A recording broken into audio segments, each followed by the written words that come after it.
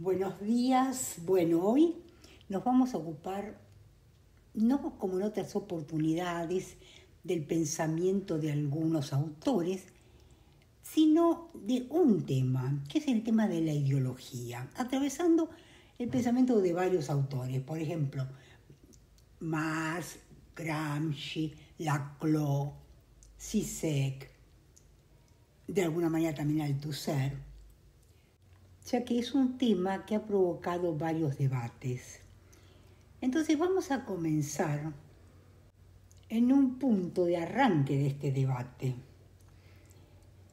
Tal como vimos cuando nos ocupamos de Gramsci, y los remito a los videos respectivos, lo propio de su planteo es poner el acento en el aspecto cultural del proceso revolucionario. Y esto no solo en el plano teórico, sino también en todo lo que respecta a la acción.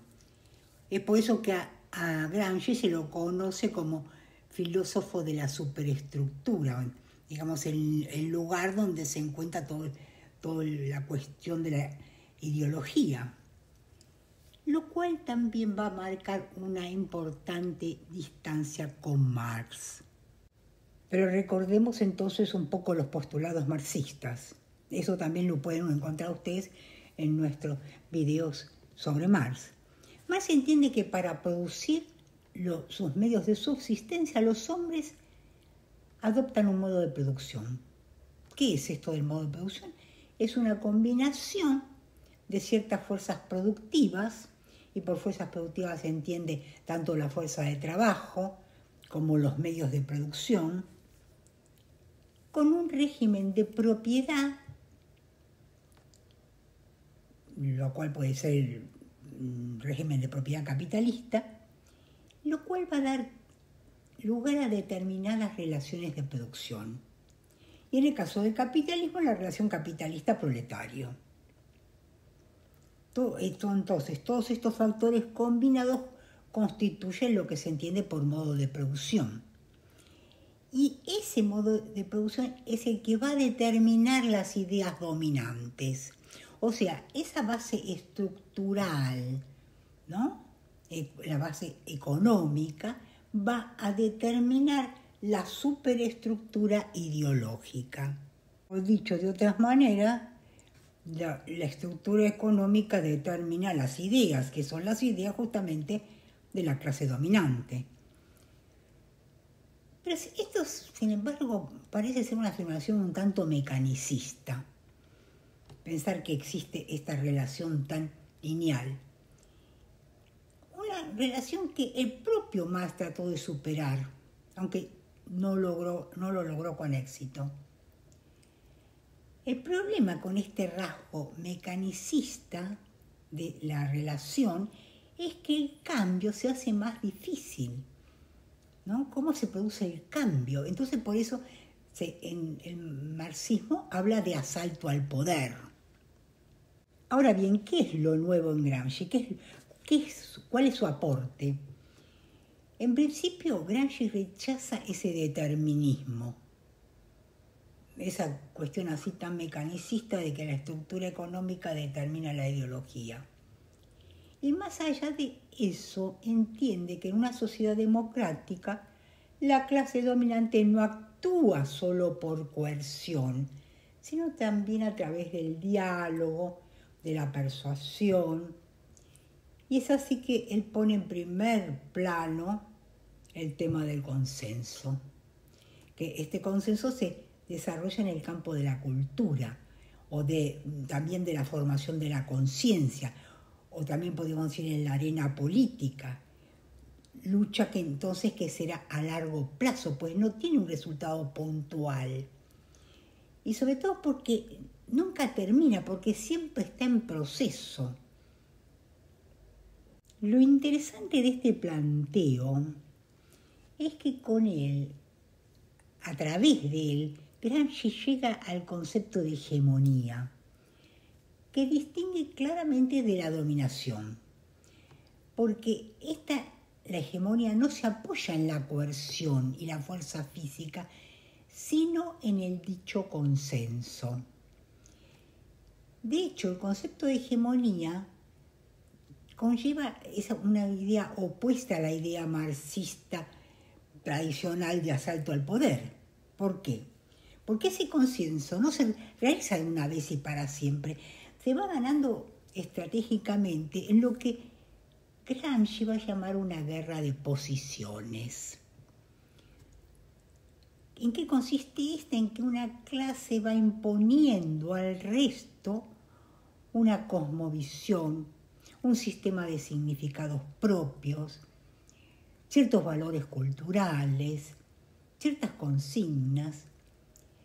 Se trata entonces de hegemonía cultural que actúa a través de varias instancias.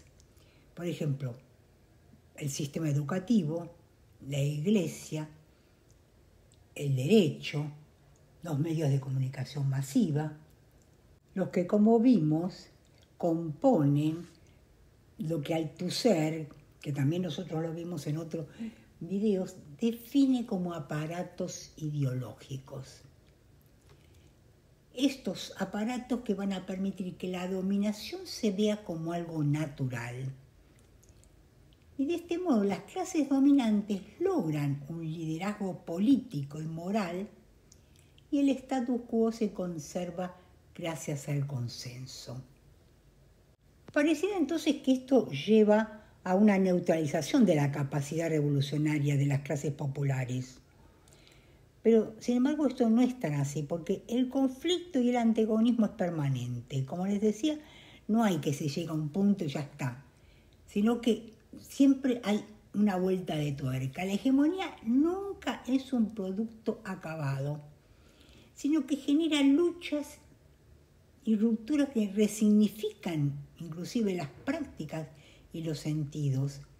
Y así permite que se formen también movimientos que vendrían a ser movimientos antihegemónicos, como las huelgas, todo tipo de demandas, pero también cierta literatura, canciones, todos ellos se impugnan en torno a la creación de sentido. Y veamos ahora cómo la CLO se ubica dentro de este debate. Su interés por Gramsci se deriva de una coincidencia, porque ambos buscan escapar al economicismo. Claro que la CLO va a ir más allá, porque Gramsci todavía hablaba de clase, y la CLO en cambio ya no habla de clase sino de sujeto popular, para el cual es fundamental el concepto de hegemonía. Concepto que justamente marca una ventaja frente al de clase. ¿Y por qué esto? Porque cuando se habla de hegemonía, se habla de la formación de una voluntad colectiva, de la construcción de un nuevo sentido común de las masas y como tal también de un nuevo liderazgo, que no es solamente político, sino también intelectual, moral. Se habla al fin de nuevos sujetos. Y así como entonces aparecen nuevos sujetos, también aparece una nueva forma política, que es la política movimentista. Esta significa sobre todo una superación de esa clásica dicotomía entre revolución y reforma. ¿Por qué? Porque pone a la luz del día nuevos conflictos que tienen que ver con lo regional, el conflictos feministas, ambientalistas, de género, que requieren otros tratamientos. Esto es otras formas de articulación y otro tipo de luchas. Entonces lo que tenemos con la CLO es un ir más allá de Gramsci, porque en Gramsci justamente el núcleo de esa articulación hegemónica es todavía la clase obrera. Y para la CLO lo que hay que hacer es deconstruir esa noción de clase social. Tenemos entonces que la CLO está en contra de todo tipo de reduccionismo centrado en este concepto de clase. Porque él entiende que el dicho protagonismo de la clase obrera denota una concepción de algún modo esencialista, es decir, la idea de que existe una esencia inamovible. Por otra parte, no tendría sentido que la clase obrera articule diversas fuerzas sociales para reducirlas a un solo interés de clase. Más bien de lo que se trata, dice Laclau, es de construir una unidad cultural que vendría a ser una unidad de objetivo y de concepción de mundo. Y de ahí surge la idea de una pluralidad democrática y la idea de lo nacional, popular y democrático como formas de construir la lucha política que es esencialmente discursiva. Y aquí podemos ver cuál es el aporte más singular de Laclau, que vendría a ser la introducción en la teoría política del psicoanálisis y de la lingüística. ¿Y por qué esta rara combinación? Porque él entiende que la dominación capitalista no nos es exterior, que está anclada en el inconsciente y por tanto en el lenguaje. Y para desmontarla, deconstruirla, hay que incluir el psicoanálisis. De ahí la importancia del discurso. Por eso la lucha va a ser también discursiva. Porque el capitalismo no nos es exterior, es como que estuviéramos adentro. Y hasta yo diría que el lenguaje, el discurso, es como un envoltorio para este sistema, para el sistema capitalista. Y de ahí va a salir la idea de una pluralidad democrática, la idea de lo nacional, de lo popular, democrático, como forma de construir la lucha política que es discursiva.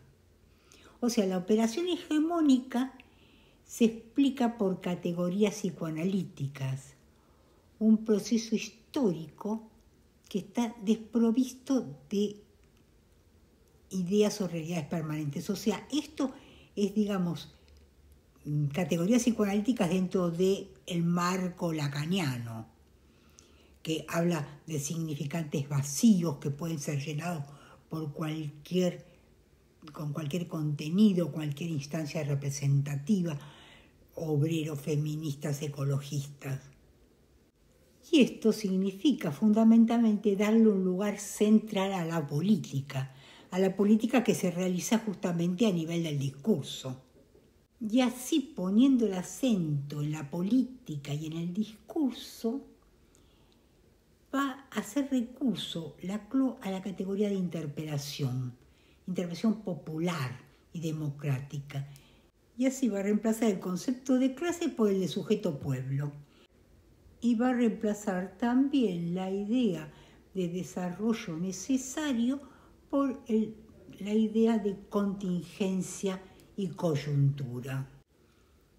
En La razón populista, que es una de sus obras centrales más importantes, publicada justamente en ocasión del surgimiento en América Latina de varios regímenes populistas, y donde justamente se hace una defensa del populismo, se habla de construcción de la voluntad colectiva y de pueblo, el cual, como vimos, se lleva a cabo a través de una guerra de posiciones, tal como la planteaba Gramsci.